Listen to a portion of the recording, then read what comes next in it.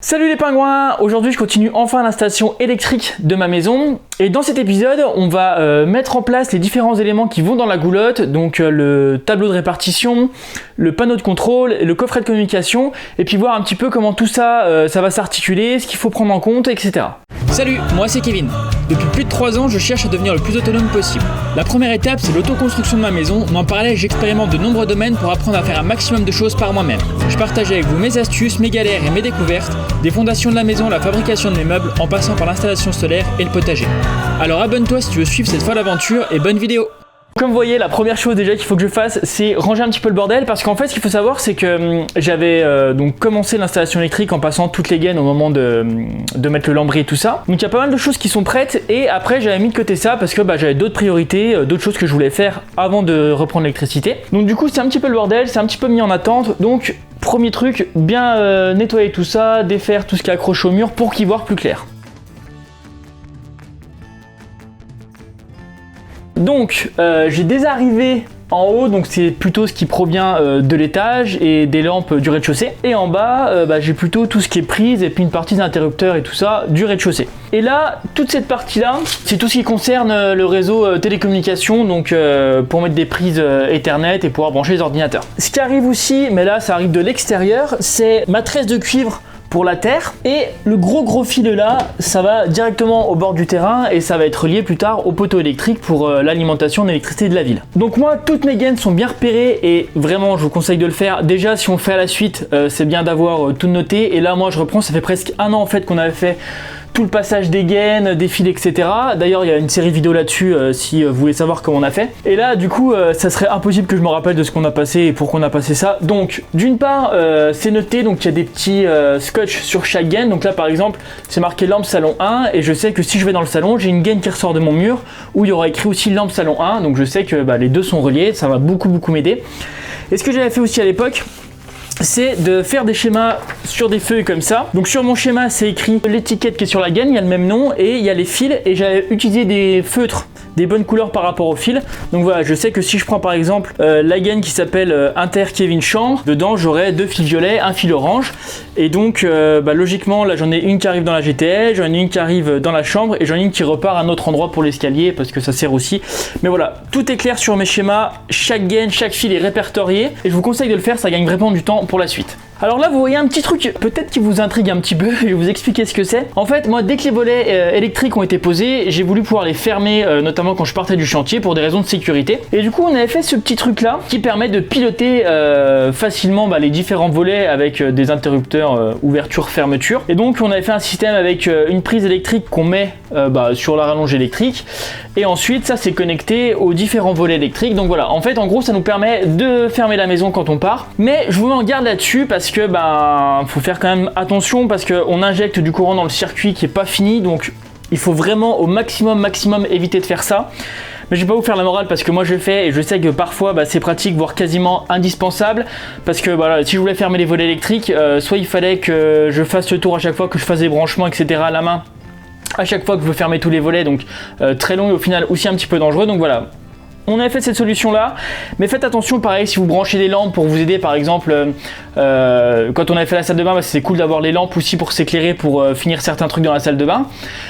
Mais voilà, il faut faire attention parce qu'il y a du courant qui circule dans tout ça. Donc il faut vraiment savoir ce qu'on fait et puis vraiment faire attention à pas laisser tout le temps des trucs branchés, vraiment le brancher ponctuellement et dès qu'on a fini, tout de suite débrancher. Ça on s'en occupe pas pour l'instant, je referai les branchements propres et je vous expliquerai ça dans une vidéo dédiée comment je branche mes volets électriques. Bon, je sais qu'il y avait eu pas mal de remarques dans les vidéos où on avait installé la GTL. Donc la GTL c'est cette partie en plastique, cette grosse goulotte là sur laquelle on va venir fixer les différents éléments. Parce que vous nous aviez dit qu'il fallait faire attention parce que là j'ai toute l'installation en plomberie qui est juste à côté et du coup il y a des normes à respecter entre la distance de la GTL et la distance de différents éléments à côté. Donc c'est exact, il faut faire attention, il y a des normes. Alors moi je vais pas trop rentrer dans toutes ces vidéos dans les normes exactes et tout ça, je vais plutôt vous expliquer les grands principes déjà parce que sinon ça va être un peu pénible et puis surtout parce que les normes elles évoluent, mais voilà. Sur le principe on a la GTL et autour on a une distance de sécurité, un périmètre. On en a même plusieurs en fait, et dans chaque périmètre différent. Donc on a par exemple là actuellement dans la norme, il y a 10 cm, 30 cm autour et 60 cm autour. Et on va pas pouvoir mettre n'importe quoi. Notamment il y a tout ce qui est source de chaleur, donc par exemple un radiateur ou une chaudière. Il ne faudra pas que ce soit trop près de la GTL. Il y a aussi tout ce qui concerne le passage de gaz. Donc voilà, si on a une chaudière au gaz ou si on a des alimentations de gaz pour certains appareils, il y a la distance de sécurité à respecter. Et bien sûr, il y a l'eau, mais l'eau, il y a une petite subtilité en fait, c'est qu'il y a une distance à respecter par rapport au point d'eau. Et en fait, un point d'eau, c'est par exemple un robinet ou un endroit en tout cas où on pourra puiser de l'eau où ça va pouvoir couler. Mais là, mon installation, tout est fermé et j'ai pas de point de puisage d'eau. Tout est en circuit fermé, mes points de puisage ça va être au niveau de mon évier, ça va être dans ma salle de bain pour mon lavabo, pour ma douche, de ce que j'ai compris de la norme. Et si je me trompe pas, ça pose pas de problème. Je peux avoir des tuyaux là qui sont à 40 cm tant qu'il ne peut pas y avoir d'eau qui coule ici. Et d'ailleurs même c'est possible, si j'avais pas de gaine par exemple qui arrivait en haut, que toutes mes gaines arrivaient par le bas, et je pourrais même avoir des tuyaux par exemple d'alimentation en eau qui passent en haut et ça poserait pas de problème, ça pourrait passer au-dessus de ma GTL tant que c'est pas un point d'eau, que c'est juste des tuyaux. Et ce qu'il faut savoir aussi, c'est que cet espace, donc l'ETL, l'espace technique de logement, qui a un périmètre autour de la GTL, il s'arrête si on a une cloison ou un mur. Donc là ce qui veut dire, là par exemple, là j'ai 20 cm entre ici et ici, donc je pourrais pas mettre un robinet ici. Par contre je pourrais très bien mettre un robinet de l'autre côté de la cloison, même s'il n'y a pas les 60 cm nécessaires. Si jamais moi ça passe pas parce qu'ils considèrent qu'ici ça peut être un point d'eau, tout ça quand le consul va passer, je sais que je pourrais faire une cloison pour séparer la partie vraiment électrique de la partie plomberie. Et du coup ça passera, mais je suis quasiment sûr que ça posera pas de soucis tel que c'est fait ici. Bon, j'ai 3 éléments indispensables à installer dans ma GTL. Le premier c'est le panneau de contrôle, donc c'est un support qui ressemble à ça. Et dessus il va venir une ou deux choses. La première chose indispensable c'est ce qu'on appelle l'AGCP, donc en gros c'est un dispositif de coupure qui permet de couper toute l'alimentation entière de la maison. Et dedans il y a aussi un différentiel, mais il va pas protéger les personnes en cas de contact électrique par exemple. Voilà, c'est pas son rôle à lui. Son rôle principal c'est de pouvoir couper toute l'installation de la maison, donc il faut qu'il soit accessible et à l'intérieur de la maison. Et à côté de lui, ce qu'on va pouvoir trouver assez souvent, c'est le compteur Linky, ou en tout cas le compteur du fournisseur d'électricité. Moi ça va pas être le cas, je vais avoir que la GCP dessus parce que mon compteur de mon fournisseur d'électricité, il va être à l'extérieur de ma maison en bordure de terrain. Donc ça c'est un choix qu'on peut faire quand on fait la demande de raccordement. Alors j'ai fait ce choix là pour plusieurs raisons, mais une des raisons aussi c'est que du coup il n'y a pas normalement de technicien du fournisseur d'électricité ou du réseau de distribution électrique qui doit venir dans ma maison, parce que tout ce qu'il a besoin d'accéder lui c'est au compteur, et le compteur est à l'extérieur, donc voilà. Deuxième truc essentiel dans la GTL, c'est le tableau de répartition, et c'est là-dedans, bon là le mien il est vide pour l'instant, mais dedans je vais mettre tous mes disjoncteurs, et c'est là-dedans que vont être branchés la grande majorité de mes gaines qui arrivent. Donc là moi j'ai 4 rangées disponibles, il y en a des plus petits, on peut aussi en empiler 2, par exemple si j'ai besoin de 5 rangées, j'aurais pu mettre un tableau de 3 rangées et puis un autre tableau de 2 rangées en dessous, voilà. Le truc important, mais j'y reviendrai plus tard, c'est qu'il faut pas remplir intégralement toutes les rangées, donc il faut quand même prévoir un petit peu de place. C'est pour ça que moi c'est une petite maison, mais il y en a quand même 4, parce que je veux garder de la place, notamment pour respecter la norme, et puis aussi parce que plus tard si j'ai besoin d'ajouter des choses. Le dernier élément que je vais installer dans ma GTL, c'est le tableau de communication. Donc lui il va gérer toute la partie télécommunication comme son nom l'indique. Donc en gros c'est ici que va arriver le fil du téléphone. Donc là on a des prises téléphone, et puis c'est de là aussi qu'on pourra mettre une box à l'intérieur, par exemple une box internet, et puis faire les départs. Ici il y aura des petites prises RJ45 et ça va être les départs vers les différentes prises RJ45 de la maison. Aujourd'hui je vais le positionner en place, mais tous les branchements et tout ça je le ferai plus tard et je vous ferai une vidéo dédiée là-dessus, parce qu'il y a pas mal de choses assez techniques, et vu que moi mon métier c'est informaticien à la base, il y a pas mal de choses plus ou moins importantes que je pourrais vous expliquer en détail, donc voilà, on prendra le temps de faire ça. Même si je vais pas faire les branchements tout de suite, c'est important d'avoir en tête tout ce qu'on va brancher sur la GTL, parce que dans la norme il y a des hauteurs minimum et maximum pour les différents éléments qu'il faut respecter. Alors ces hauteurs en fait elles sont définies ni pour que par exemple le gros truc de sécurité qui permet de couper toute l'alimentation de la maison il soit accessible. Par exemple on va pas le mettre à 2,50 m et puis il faut une chaise pour aller le couper parce que s'il y a un problème et qu'il faut couper vite, c'est quand même pas pratique. Donc pour chaque élément on a des hauteurs minimum et maximum et donc c'est pour ça qu'il faut bien avoir en tête tout ce qu'on va mettre pour pouvoir les répartir. Donc moi je vais reprendre mon livre où il y a les normes,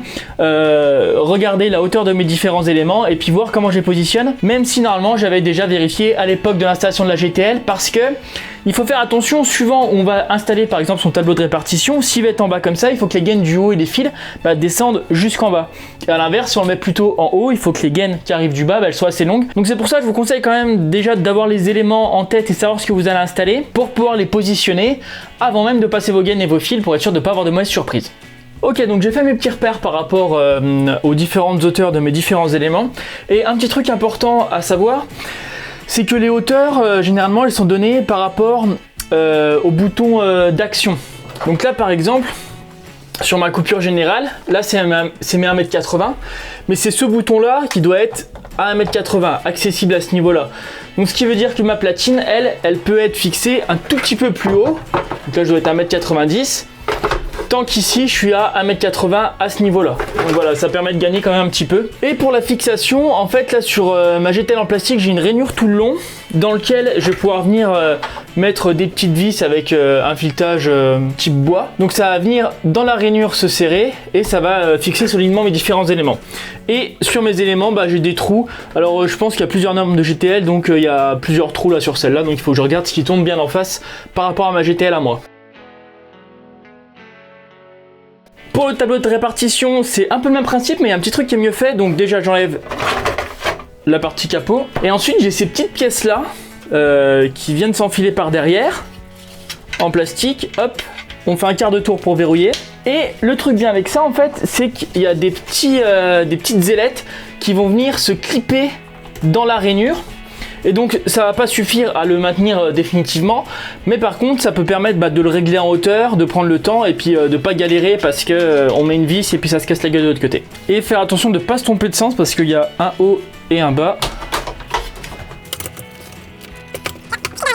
Ah, et avant il faut bien penser d'enlever ça, le plastique, parce que là je me suis fait avoir et je vais être obligé de redémonter parce que j'arrive pas à enlever le plastique qui est dessous une fois que j'ai vissé. Donc voilà, ne faites pas la même erreur que moi. Et je vais vérifier aussi avec mon... J'ai un capot là qui viendra par dessus, donc être sûr que le capot est pas trop épais et que ça posera pas de problème. Ok, donc c'est bon comme ça. Et si je peux passer un petit coup de gueule aussi, c'est que les vis, ni pour ça, ni je crois pour le tableau de communication sont fournis avec. Et je trouve qu'au prix que ça coûte, ils pourraient quand même mettre les 4 vis pour fixer dans la GTL. Et du coup, faut y penser parce que sinon, on se lance sur le tableau et puis on peut même pas le fixer, faut repartir chercher des vis.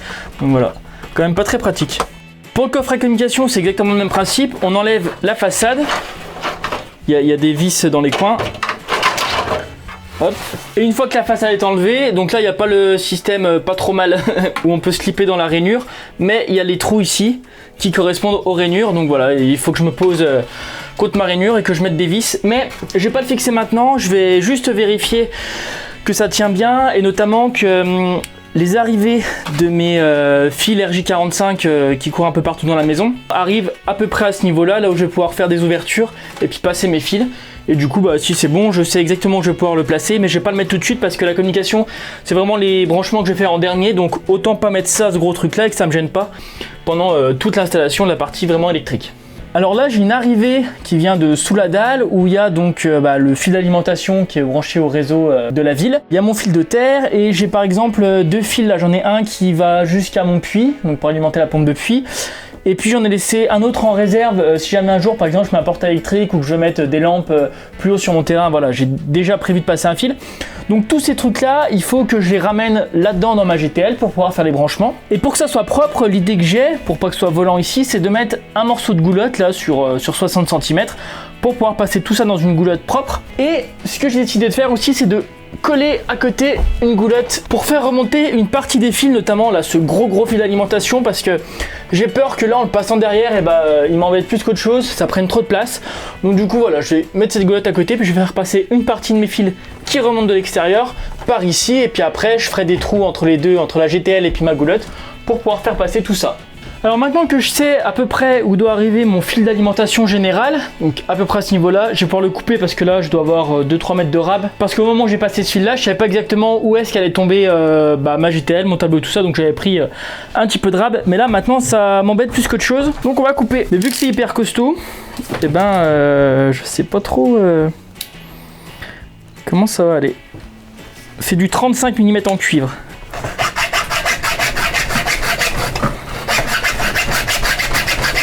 Voilà, ça va quand même être plus léger à passer. Alors pour maintenir en place là mon gros câble, le temps que j'installe tout le reste et que je sois vraiment prêt à faire les branchements, et même après je pense en mettre quelques-uns points de fixation pour être sûr que tout se casse pas la gueule dans le temps. J'utilise ce genre de petit crochet là, donc je mets une vis, hop, contre le mur, vis en bois, et après c'est fait pour que je puisse passer voilà, un petit collier comme ça de serrage, et du coup je pourrais serrer mon câble autour, et ça devrait bien le maintenir. Alors maintenant je vais m'occuper du fil de terre en fait, donc ça part là dans mon regard sous la maison, et après c'est enterré sur une trentaine de mètres dans la terre directement pour faire la connexion à la terre justement. Et donc ça va devoir être relié à mon tableau électrique, notamment là sur ce gros bornier vert qui est toute la connexion à la terre des différents éléments. Mais entre les deux, il faut placer cet appareil là qui s'appelle un appareil de coupure de la terre, une barrette de coupure. Et donc le principe c'est que je vais arriver là avec mon fil de cuivre qui vient de la terre, et après je partirai avec un fil plus classique mais quand même avec une section assez importante jusqu'à mon bornier là. Et l'utilité de ce petit machin c'est qu'on va pouvoir l'ouvrir et du coup le circuit sera ouvert, donc mon installation électrique elle sera plus reliée à la terre physique, à mon fil de terre là qui va dans la terre. Et ça c'est important parce qu'en fait quand le consuel ou si on veut mesurer l'efficacité de la terre, il faut absolument tester que le circuit qui est dans la terre et pas toute la partie qui est connectée, qui va dans les murs, etc. Donc c'est pour ça que c'est important d'avoir un dispositif qui permet d'isoler les deux parties du circuit, ce qui est dans la terre et ce qui est plus dans la GTL et dans les murs. Ensuite, tous les fils d'alimentation que je vais pas brancher dans un premier temps, donc pour la pompe de jardin, si je veux mettre des lampes en haut du terrain, etc., je vais les mettre de côté pour pas qu'ils me gênent, pour pas que j'ai dans les pattes, et ça, je les brancherai sûrement tout à la fin. Donc là, ce que je vais faire, c'est couper mes gaines au ras de ma goulotte, tout simplement parce que ça sert à rien d'avoir les gaines à l'intérieur de la goulotte, c'est déjà protégé par la GTL, par les morceaux en plastique. Mais par contre, vu que j'avais noté au bout des gaines à quoi ça correspondait, je vais devoir à chaque fois remettre un petit morceau de scotch un peu plus loin pour mettre ce que c'est et enlever le morceau de gaine en trop. Et pour couper la gaine, j'utilise un outil qui est vraiment trop bien, que je connaissais pas. C'est un coup de gaine.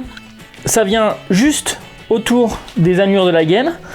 Hop, on tourne un coup et voilà, ça enlève. Et gros avantage, donc je pourrais faire ça avec un cutter normal, mais le gros avantage c'est que ça vient pas abîmer mes petits fils. Alors qu'avec un cutter, si je vais trop loin, si ça pourrait venir entailler mes fils. Et ce qui est super important parce que vu que je vais venir couper au ras, j'aurai pas la place d'avoir du rap si jamais j'entaille le fil. Donc il faudrait que je repasse des fils. Donc voilà, je vais utiliser ça pour couper toutes mes gaines au ras, remettre un morceau de scotch pour mettre ce que c'est. Et en même temps, je vais faire autre chose.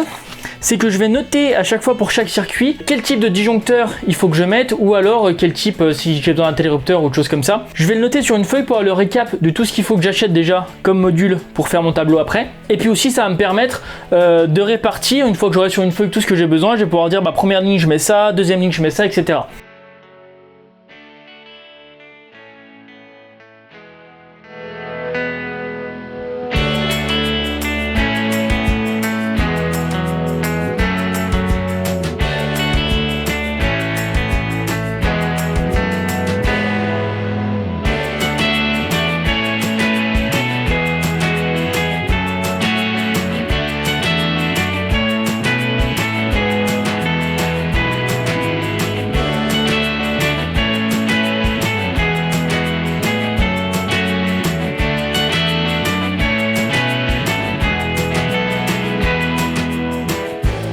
Bon là c'est vraiment beaucoup plus propre, beaucoup plus léger, et d'ailleurs ça fait un peu un moment que j'ai essayé de traîner aussi cette étape là, notamment parce que je voyais toutes ces gaines et limite ça fait un peu peur en fait.